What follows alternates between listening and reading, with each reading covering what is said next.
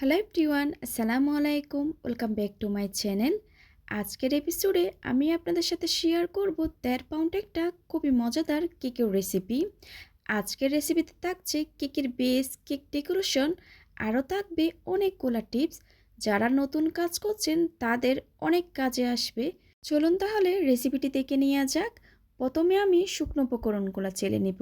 তার জন্য একটা চাকনিতে 2/3 কাপ পরিমাণ ময়দা নিয়ে নিচ্ছি। 1/3 কাপ দিয়ে 2 বার দিলে 2/3 কাপ হয়ে যাবে। আর এখানে আমি তীর ব্র্যান্ডের ময়দাটা নিয়েছি। 2 টেবিল চামচ পরিমাণ কর্নফ্লাওয়ার দিয়ে দিলাম। আচ্ছা, কর্নফ্লাওয়ারটা কেন দেওয়া হয় এটা আমি পরে বলছি। 1 চা চামচ পরিমাণ বেকিং পাউডার দিয়ে দিয়েছি, 1/4 টিস্পুন পরিমাণ লবণ। এবার শুকনো উপকরণগুলো খুব ভালো মতো করে চেলে নিব। শুকনো উপকরণগুলো চেলে নেওয়া হয়ে গেলে একটা হ্যান্ড হুইক্সের সাহায্যে শুকনো উপকরণগুলো খুব ভালো মতো করে মিশিয়ে নিচ্ছি। এটা কিন্তু খুবই ইম্পর্ট্যান্ট, শুকনো উপকরণগুলো খুব ভালো মতো করে মিশিয়ে নিতে হবে। শুকনো উপকরণগুলো মিশিয়ে নেওয়া হয়ে গেলে এক পাশে ঢেকে রেখে দিব। অন্য একটা পাত্রে রুমের স্বাভাবিক তাপমাত্রায় 3টা ডিমের সাদা অংশ আর কুসুমটাকে আলাদা করে নিচ্ছি। ডিমগুলো ফ্রিজে থাকলে 1 ঘন্টা আগে ফ্রিজ থেকে বের করে রাখবেন। সাদা অংশে যেন কুসুমটা একদমই না পড়ে, এটা কিন্তু খেয়াল রাখতে হবে। আমি এখানে কুসুমটা এক পাশে রেখে দিচ্ছি। এবার সাদা অংশে আমি 1/2 চা চামচ পরিমাণ হোয়াইট ভিনিগার দিয়ে দিলাম। আপনাদের হাতের কাছে হোয়াইট ভিনিগার না থাকলে 1/2 চা চামচ লেবুর রস দিয়ে দিবেন। এবার সাদা অংশে আমি 1/3 কাপ পরিমাণ চিনি দিয়ে দিচ্ছি। 1/3 কাপ চিনিটাকে আমি 2 বার করে দিব। এখানে আমি 2/3 কাপ পরিমাণ চিনি ব্যবহার করব। আমি 1/3 কাপ চিনিকে অল্প অল্প দিয়ে বিট করে নিচ্ছি। আপনারা কিন্তু স্ক্রিনে দেখতে পাচ্ছেন আমি কিভাবে করে বিট করে নিচ্ছি। আর ইলেকট্রিক বিটারের স্পিড থাকবে শুরু থেকে শেষ অবধি পর্যন্ত মিডিয়ামে। আবারও আমি 1/3 কাপ পরিমাণ চিনি নিয়ে নিয়েছি। অল্প পরিমাণ চিনি দিয়ে আমি আবারও বিট করে নিব 2 থেকে 3 মিনিট। অনেকে বলে থাকেন চিনিটা কিন্তু আস্ত থেকে যায়, তারা চাইলে এভাবে করে চিনিটা অ্যাড করতে পারেন, তখন কিন্তু সম্পূর্ণ চিনিটুকু গলে যাবে। একসাথে যদি চিনিটা দিয়ে বিট করেন অনেক সময় চিনিটা গলতে সময় লাগে, ডিমের ফোমটা কিন্তু তাড়াতাড়ি হয়ে যায়। আপনারা চাইলে এভাবে করে বিট করে নিতে পারেন। আর আমার বিটারের স্পিড কিন্তু 6-এ আছে, আমি 2-এ দিয়ে সবসময় বিট করি। ডিমের ফোমটা কিন্তু হয়ে এসেছে। যখন এরকম সাদা ফোমে হয়ে আসবে তখন বিটারটা অফ করে দিতে হবে। এবার দিয়ে দিচ্ছি ডিমের কুসুম। এটা আমি অরেঞ্জ কেক তৈরি করব, তার জন্য এখানে আমি 1 চা চামচ পরিমাণ অরেঞ্জ ইমালশন দিয়ে নিলাম। আমি আজকে কোনো ধরনের ফুড কালার ব্যবহার করব না, আপনারা চাইলে কয়েক ফোঁটা ফুড কালার দিয়ে দিতে পারেন। 2 চা চামচ পরিমাণ রান্নার রেগুলার তেল দিয়ে দিলাম। আবারও বিট করে নিয়েছি 10 থেকে 15 সেকেন্ড পর্যন্ত। বিট করা হয়ে গেলে আমি বিটারটা সরিয়ে নিয়ে এবার শুকনো উপকরণগুলো দিয়ে নিব। আমি আরেকবার চেলে দিয়ে নিচ্ছি। এবার এরকম একটা হ্যান্ড হুইক্সের সাহায্যে আলতো হাতে ফোল্ড করে করে শুকনো উপকরণগুলো মিশিয়ে নিচ্ছি। এবার বলি কর্নফ্লাওয়ারটা কেন দেওয়া হয়। সাধারণত আমাদের দেশে যেসব ময়দা পাওয়া যায় সেগুলো অনেক বেশি স্ট্রং হয়ে থাকে, কেক বানালে কেক শক্ত হয়ে যায়, তাই আমরা ময়দাটাকে উইক করার জন্য কর্নফ্লাওয়ার ব্যবহার করে থাকি। আশা করি আপনারা বুঝতে পেরেছেন। আবারও আমি শুকনো উপকরণগুলো দিয়ে নিয়েছি।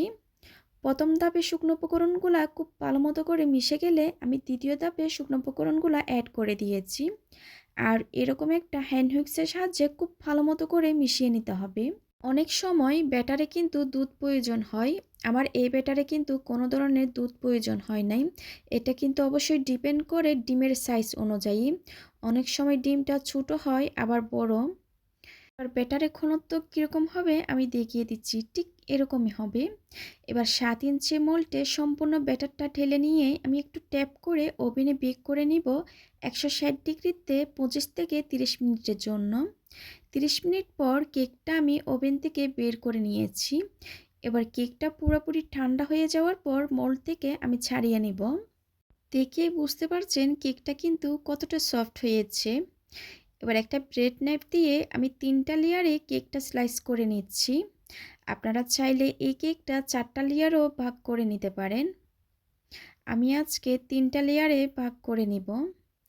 দেখুন কেকটা কতটা সফট হয়েছে, দেখে কিন্তু বুঝতে পারছেন। আপনারা চাইলে এই কেকটা চুলায়ও বেক করে নিতে পারেন। আমার চ্যানেলে কিন্তু অনেকগুলা কেকের রেসিপি আছে। আপনারা চাইলে সেখান থেকে চুলায় কিভাবে বেক করে দেখে নিতে পারেন। এবার আমি বোর্ডে সামান্য পরিমাণ ক্রিম দিয়ে একটা কেকের লেয়ার বসিয়ে দিচ্ছি। একটু চেপে দিব যাতে করে কেকটা নড়ে চড়ে না যায়। এবার একটা ব্রাশের সাহায্যে সুগার সিরাপ ব্রাশ করে দিচ্ছি। আমি সুগার সিরাপ হিসাবে দুধ ব্যবহার করছি। এখানে হাফ কাপ দুধের সাথে 3 টেবিল চামচ চিনি মিশিয়ে সুগার সিরাপ তৈরি করে নিয়েছি। এবার পরিমাণ মতো ক্রিম দিয়ে একটা প্লেট নাইফের সাহায্যে আমি চারিপাশে ক্রিমটা ছড়িয়ে দিচ্ছি। এবার দ্বিতীয় লেয়ারটা বসিয়ে দিয়েছি। আবারও আমি সুগার সিরাপ ব্রাশ করে দিচ্ছি। আপনারা চেষ্টা করবেন ব্রাশের সাহায্যে সুগার সিরাপটা দেওয়ার জন্য। আবারও আমি ক্রিম দিয়ে প্যালেট নাইফের সাহায্যে চারিপাশে দিয়ে দিব। ক্রিমটা আপনারা আপনাদের টেস্ট অনুযায়ী বুঝে দিবেন, কম বেশি করে নিতে পারেন। আবারও আমি তৃতীয় লেয়ারটা বসিয়ে দিচ্ছি, আর আমি সব সময় নিচের লেয়ারটা উপরে দিই। আবারও সুগার সিরাপ ব্রাশ করে নিচ্ছি। আপনারা চাইলে সুগার সিরাপটা পানি দিয়েও তৈরি করে নিতে পারেন। এবার কেকটাকে আমি খুব ভালো মতো করে ক্রাম কোটিং করে নিব। ক্রাম কোটিংটা করে নিলে কিন্তু পরবর্তী যখন আপনারা কভার করবেন কেকটা, তখন কিন্তু স্মুথ একটা ফিনিশিং আসবে। তখন কিন্তু উপরে ক্রামগুলা উঠে আসবে না। খুব ভালো মতো করে ক্রাম কোটিংটা হয়ে গেলে আমি ফ্রিজে রেখে দিব, ক্রিমটা যেন সেট হয়ে যায় আধা ঘন্টার জন্য। আপনাদের হাতের কাছে কম সময় থাকলে 10 মিনিটের জন্য রেখে দিবেন। আধা ঘন্টা পর কেকটাকে আমি ফ্রিজ থেকে আবারও বের করে নিয়েছি। এবার আমি মোটা করে ক্রিম দিয়ে দিব। আপনারা যেরকম স্ক্রিনে দেখতে পাচ্ছেন, আমি প্যালেট নাইফের সাহায্যে মোটা করে ক্রিমটা দিয়ে নিচ্ছি। সাইডে যখন খুব ভালো মতো করে ক্রিম দেওয়া হয়ে যাবে, আমি উপরও ক্রিমটা দিয়ে দিব। প্যালেট নাইফের সাহায্যে অতিরিক্ত ক্রিমটা আমি তুলে নিব। এবার একটা স্ক্রাবারের সাহায্যে আমি একটু স্মুথ একটা ফিনিশিং দিয়ে নিচ্ছি। আর এই স্মুথ ফিনিশিংটা কিন্তু একদিনে আসবে না, এটা কিন্তু বারবার কাজ করলে স্মুথ ফিনিশিংটা চলে আসবে। আর আমি আপনাদেরকে একটু দেখিয়ে দিচ্ছি স্ক্রাবারটা কিভাবে ধরবেন। এভাবে করে ট্রায়াঙ্গেল করে ধরলে স্মুথ ফিনিশিংটা খুব তাড়াতাড়ি চলে আসবে। সাইডে স্মুথ ফিনিশিংটা চলে আসলে এবার আমি প্যালেট নাইফ দিয়ে উপরে স্মুথ করে নিচ্ছি।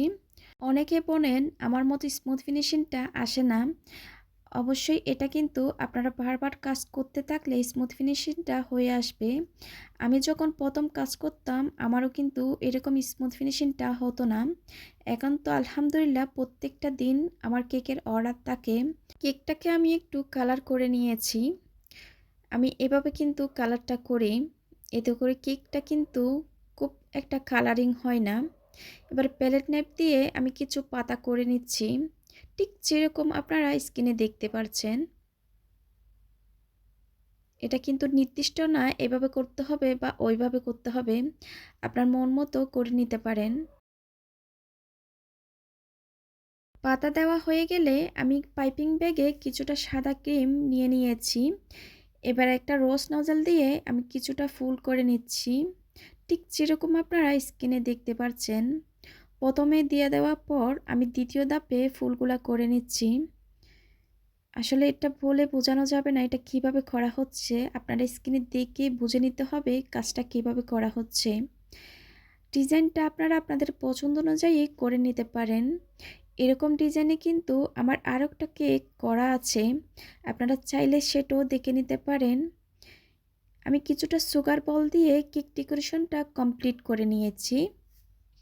দেখলেন তো কত সহজেই একটা কেক ডেকোরেশন করা যায় খুব কম সময়েই। আশা করি আজকের রেসিপিটা আপনাদের ভালো লেগেছে। ভালো লাগলে প্লিজ আমার চ্যানেলটা সাবস্ক্রাইব করার জন্য অনুরোধ রইল। আজকের মতো বিদায় নিচ্ছি, সবাই খুব ভালো থাকবেন। আল্লাহ হাফেজ।